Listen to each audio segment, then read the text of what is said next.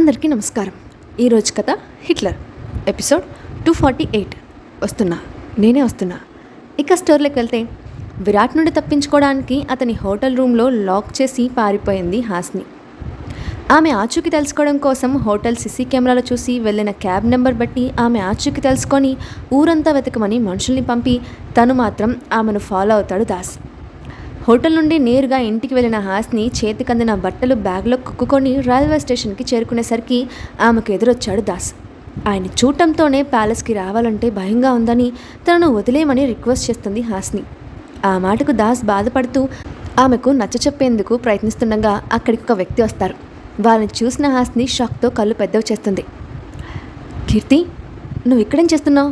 నేను ఇక్కడ ఉన్నట్లు నీకెలా తెలుసు అని అడుగుతూ అనుమానంగా దాస్ వైపు చూసింది. అసలు నీ బుర్ర బాగానే పనిచేస్తుందా?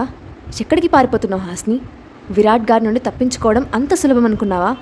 కేవలం 5 నిమిషాల్లోనే నీ ఆచూకీ తెలుసుకొని నీ వెంట వచ్చాడు దాస్. అందరికీ దూరంగా వెళ్ళిపోయి నువ్వు సాధించేదేమిటో నాకు అసలు అర్థం కావట్లేదు. నా ఫ్లాట్లో కొన్ని రోజులు ఉండమని నీకు చెప్పాను కదా, ఎందుకు ఇలా తొందరపాటు పనులు చేసి కొత్త సమస్యలు సృష్టించుకుంటున్నావు అని కోపంగా ప్రశ్నించింది. ఆమె అడిగిన దానికి సమాధానం చెప్పకుండా నేను ఇక్కడ ఉన్నట్లు విరాట్ గారికి తెలుసా అని కీర్తిని మరొక ప్రశ్న సంధించింది. ఇప్పటి వరకు చెప్పలేదు మేడం. మీకోసం ఊరంతా మనుషులు వెతుకుతున్నారు. మీరేమో ఇక్కడ ఉన్నారు. ఒక్కసారి జరిగిన పొరపాటు ప్రతిసారి జరగదు కదా. అసలు మీకు ప్యాలెస్కి రావడానికి సమస్య ఏంటి? కావ్య మేడం ఉన్నారని రావడం లేదా? మీరు నోరు విప్పి చెప్తేనే కదా మాకు సమస్య తెలిసేది అని బాధగా అన్నాడు. ఇప్పుడు నాకున్న సమస్య మీకు తెలిస్తే క్షణాల్లో విరాట్ గారికి చెప్పేస్తారు. ఆ విషయంలో మీ ఇద్దరి మీద నాకు నమ్మకం లేదు. సమయం వచ్చినప్పుడు నా ప్రాబ్లం మీకు ఖచ్చితంగా తెలుస్తుంది. అప్పటి వరకు నన్ను అడిగి ఇబ్బంది పెట్టద్దు. నాకు సాయం చేస్తారా లేదా? ఆ ఒక్కటి చెప్పండి అని స్పష్టంగా అడిగింది. ఆ మాటకు దాస్ ఇంకా కీర్తి ఒకరినొకరు నిస్సాయంగా చూసుకొని తనకు సాయం చేస్తామని అంగీకారంగా తల ఊపారు. ముందుగా దాస్ మాట్లాడుతూ, ప్రస్తుతానికి మీ ఆచూకీ సార్కి చెప్పకుండా మేనేజ్ చేస్తాను. కానీ 2 రోజులకు మించి సార్ దగ్గర హైడ్ చేయడం కష్టం. ఆలస్యం చేస్తే నా మీద అనుమానం వస్తుంది. అప్పుడు సార్ రంగంలోకి దిగితే పరిస్థితి మన చేయి దాటిపోతుంది. కాబట్టి మీకు 3 రోజులు టైం ఇస్తున్నాను. ఆలోపు మిమ్మల్ని మీరు నార్మల్ చేసుకొని ప్యాలెస్కి రావాలి. అప్పటి వరకు రాకపోతే సార్కు కంట్రోల్ చేయడం చాలా కష్టం. ప్రస్తుతం మీరు బయట ఉండటం సేఫ్ కాదు కాబట్టి కీర్తితో పాటు తన ఫ్లాట్కి వెళ్ళండి. ఆవేశంలో కాకుండా కాస్త ప్రశాంతంగా ఆలోచించి నిర్ణయం తీసుకోండి. 3 రోజుల్లో రాత్రిలోపు మీరు ఎట్టి పరిస్థితుల్లోనూ ప్యాలెస్కి రావాలి. ఆ విషయం గుర్తుపెట్టుకోండి. సార్ దగ్గర నాకు మాట రానివ్వరన్న నమ్మకంతో మిమ్మల్ని వెళ్ళనిస్తున్నాను. నా నుండి అంతకు మించి సాయం ఆశించొద్దు అని నిర్మోహమాటంగా చెప్పాడు. ఈ మాత్రం హెల్ప్ చేసినందుకు చాలా థ్యాంక్స్ దాస్. నీకు ఎలాంటి ప్రాబ్లం రానివ్వను. ఈ 2 రోజుల్లో నా సమస్యకి పరిష్కారం ఆలోచిస్తాను. కానీ నేను అక్కడికి వెళ్ళడం వల్ల కీర్తికి ప్రాబ్లం రాదు కదా అని అనుమానం వ్యక్తం చేసింది. ఆ విషయం నేను చూసుకుంటాను మేడం. ముందు మీరు ఇక్కడి నుంచి వెళ్ళండి అని హడావిడిగా వాళ్ళని పంపించేసి అక్కడి నుండి నేరుగా ఆఫీస్కి వెళ్ళాడు దాస్. క్యాబిన్లో తన చైర్లో కూర్చొని తీక్షణంగా ల్యాప్టాప్ వైపు చూస్తూ ఉన్నాడు విరాట్. అతని దృష్టి స్క్రీన్ మీద ఉంటే మైండ్ హాస్ని ఆలోచనలతో ఎక్కడో ఉంది. ఇక విసుగు వచ్చి కళ్ళు మూసుకొని వెనక్కి వాలి ఆలోచనలో పడ్డాడు. మొన్నటి వరకు కంపెనీ కోసం అంతగా ఆరాటపడిన ఆమె ఇప్పుడు అంత సులభంగా వదిలేసి తన నుండి దూరంగా పారిపోవాలని చూడటం అతనిలో అనుమానం రేకెత్తిస్తుంది. కానీ ఆ కారణం ఏమై ఉంటుందో అతనికి అంతుపట్టలేదు. ఇంతలో డోర్ తీసుకొని లోపలికి వచ్చిన దాస్ వైపు 2 నిమిషాలు తీక్షణంగా చూసి, మీ మేడంను జాగ్రత్తగా పంపించేసి వస్తున్నావా అని ప్రశ్నించాడు. ఆ మాటకు అతని వైపు ఆశ్చర్యంగా చూసి, తప్పలేదు సార్. మేడంను ఆపడానికి ఇంతకంటే మార్గం తోచలేదు. ఆమెను ప్యాలెస్కి బలవంతంగా తీసుకెళ్లడం కంటే తనంతట తానుగా ఆలోచించుకొని వచ్చేలా చేస్తే బాగుంటుందని అనిపించింది. ఒకవేళ మనం తీసుకొచ్చినా మళ్ళీ అక్కడి నుండి పారిపోయే ప్రయత్నం చేస్తారు. దానివల్ల మీ మధ్య అనవసరపు గొడవలు తప్ప మరేమీ ఉండవు సార్. అందుకే ఇలా చేయాల్సి వచ్చింది. ప్రస్తుతం మేడం తన ఫ్రెండ్ ఇంట్లో సేఫ్గా ఉన్నారు. మీ దగ్గర 3 రోజులు మాత్రమే మేనేజ్ చేయగలనని చెప్పాను. ఖచ్చితంగా 3 రోజుల్లో రాత్రిలోపు ప్యాలెస్కి వచ్చేస్తారు. మీ పర్మిషన్ లేకుండా సొంత నిర్ణయం తీసుకున్నందుకు నన్ను పనిష్ చేసినా నాకు అంగీకారమే సార్. కానీ నేనేం చేసినా మీ మంచి కోసం మాత్రమే చేస్తాను. గతం గుర్తొచ్చిన తర్వాత మీ కోపం వల్ల మీరు రిగ్రెట్ ఫీల్ అవ్వకూడదని ఇలా చేశాను. నా తప్పును క్షమించండి అని అతని ముందు మోకాల మీద కూర్చున్నాడు దాస్. అతని కళ్ళల్లో నిజాయితీ చూసిన విరాట్ ఒక్క క్షణం షాక్ అయిపోయాడు. వెంటనే అతని భుజం మీద చేయి వేసి, నాకు నీ మీద ఎలాంటి కోపం లేదు, పైకి లే దాస్. గతం మర్చిపోయిన తర్వాత నిన్ను కలిసిన మొదటి క్షణమే నా అంతటా నేనుగా ట్రస్ట్ చేసిన ఏకైక పర్సన్ నువ్వు. నిన్ను ప్రత్యేకంగా నోరు తెరిచి చెప్పాల్సిన అవసరం లేదు. నా కంటి చూపును అర్థం చేసుకొని నాకు కావాల్సిన పని ముగించుకొని వస్తావు. కారణం లేకుండా నువ్వు ఎలాంటి పని చేయవని నాకు చాలా బాగా తెలుసు. కానీ హాస్ని బిహేవియర్ నాకు సస్పీషియస్గా ఉంది. ఎందుకో నాకు దూరంగా వెళ్ళిపోవాలని అనుకుంటుందో నాకు అర్థం కావట్లేదు అని ప్రశ్నించాడు. ఆ విషయమే నాకు అర్థం కావట్లేదు సార్.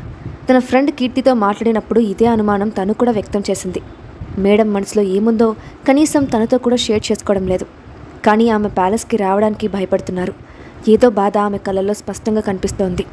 మీ పెళ్ళైన ఇన్ని నెలల్లో ఆమెను ఇలా చూడటం ఇదే మొదటిసారి. అదేంటో మీరే తెలుసుకోవాలి సార్ అని చెప్పాడు. అసలు నా యాటిట్యూడ్కి ఆమె ప్రవర్తనకి ఏమాత్రం మ్యాచ్ అవ్వదు. మరి తనని ఎలా పెళ్లి చేసుకున్నాను అని ప్రశ్నించాడు. ఆ విషయం నాకు తెలియదు సార్. కానీ మీరు పట్టుబట్టి మరీ మేడంను పెళ్లి చేసుకున్నారు.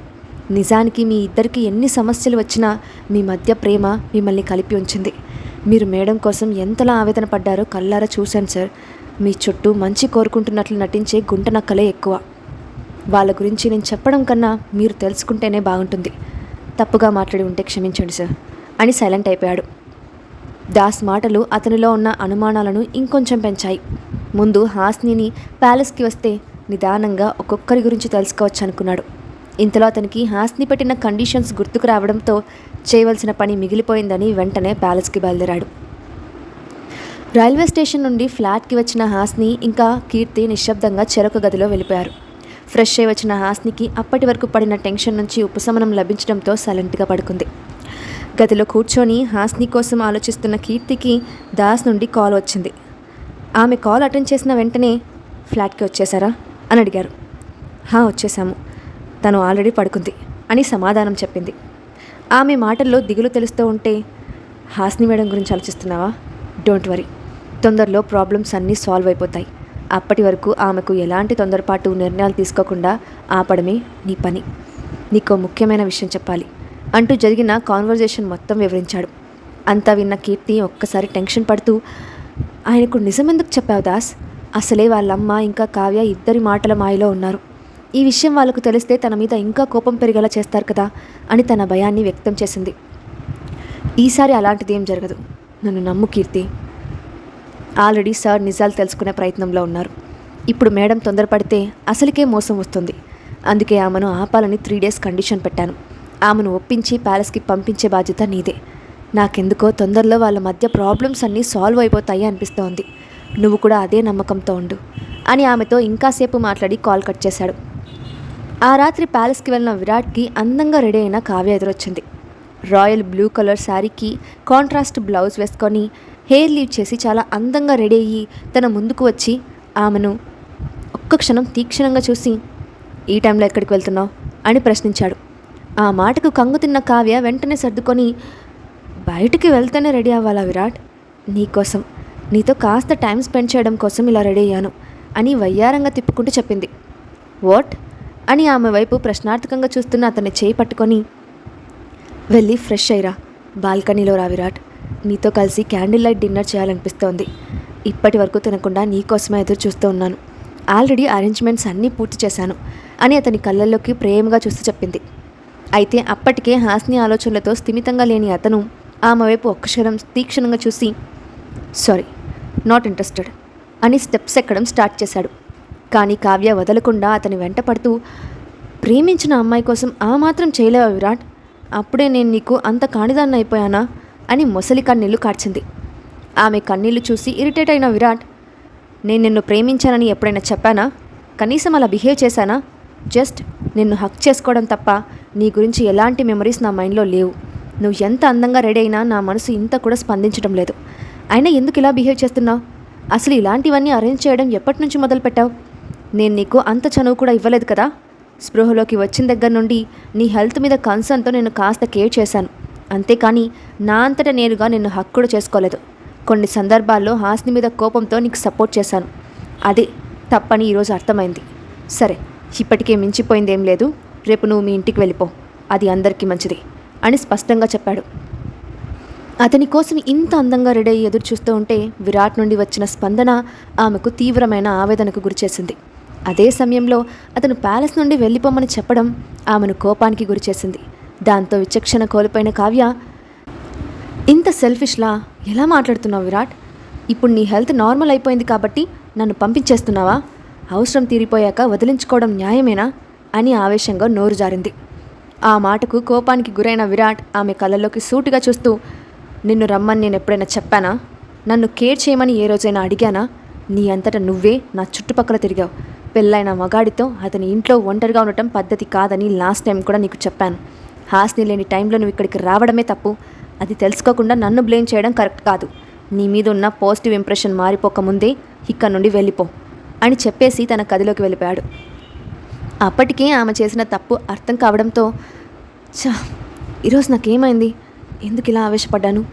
ఇప్పుడు నా గురించి తప్పుగా అనుకుంటే ఇన్ని రోజుల కష్టం వృధా అయిపోతుంది కదా అని అప్పటికప్పుడే ఆలోచించి నేరుగా విరాట్ గది దగ్గరకు వెళ్ళి తలుపులు కొట్టింది. కానీ అప్పటికే అతను వాష్రూమ్కి వెళ్ళిపోవడంతో ఆ శబ్దం వినిపించుకోలేదు. ఇక చేసేదేమీ లేక తన గదిలోకి వెళ్ళిపోయింది. మరుసటి రోజు ఉదయం డైనింగ్ టేబుల్ దగ్గర బ్రేక్ఫాస్ట్ చేస్తున్న అతని దగ్గరకు వచ్చి, ఐఎమ్ సారీ విరాట్, రాత్రి కోపంలో ఏదేదో మాట్లాడాను, నన్ను క్షమించు. నువ్వంటే నాకు ప్రాణం.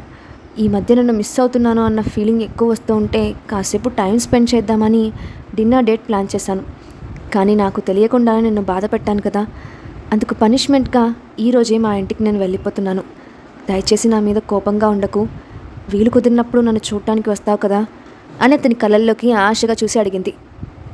ఆమె మాటలకు భారంగా నిట్టూర్చి, నేను నీకు ఎలాంటి హోప్స్ ఇవ్వను Kavya, take care of your self అని చెప్పి ఆఫీస్కి వెళ్ళిపోయాడు. అతని నుండి వచ్చిన రియాక్షన్ ఆమెలో కోపం అంతకంతకు పెంచేస్తూ ఉంటే పిడికిలి బిగించి ఆవేశాన్ని కంట్రోల్ చేసుకొని విసవిస బయటికి నడిచింది. ఇదిలా ఉండగా ఉదయాన్నే గదిలో నుండి బయటకు వచ్చిన హాస్ని కీర్తి ద్వారా దాస్ చెప్పిన విషయం తెలుసుకొని మౌనంగా ఉండిపోయింది. ఇక ప్యాలెస్కి వెళ్ళక తప్పదని అర్థమైన ఆమె అతని నుండి దూరంగా ఉండటానికి కావ్యను వాడుకోవాలని నిర్ణయించుకొని కీర్తితో చెప్పి మరుసటి రోజు సాయంత్రం ప్యాలెస్కి బయలుదేరింది. నిజానికి కావ్య ప్యాలెస్లోనే ఉంటుంది కాబట్టి విరాట్కి తనను కలిసే అవకాశం పెద్దగా రాదని, పగలు రాత్రి తనకు సెక్యూరిటీ గార్డ్లాగా కాపలా కాస్తూ ఇద్దరిని కలవకుండా చేస్తుందని భ్రమపడింది హాస్ని. ఆమెకు కావ్య ప్యాలెస్ నుండి వెళ్ళిపోయిందని తెలిస్తే ఎలా రియాక్ట్ అవుతుందో మరి. కాసేపటికి ప్యాలెస్ గేట్ దగ్గరికి చేరుకున్న హాస్ని అక్కడున్న వ్యక్తిని చూసి షాక్ అయిపోయింది. ఇంతకీ హాస్ని ఎవరిని చూసి షాక్ అయింది? విరాట్ ఆమెతో ఎలా ప్రవర్తిస్తాడు? హాస్ని ప్రెగ్నెంట్ అన్న విషయం అతనికి తెలియకుండా ఉండటానికి ఎలాంటి సర్కస్ ఫీట్లు చేస్తుంది? నెక్స్ట్ పార్ట్లో చూద్దాం. Thanks for watching.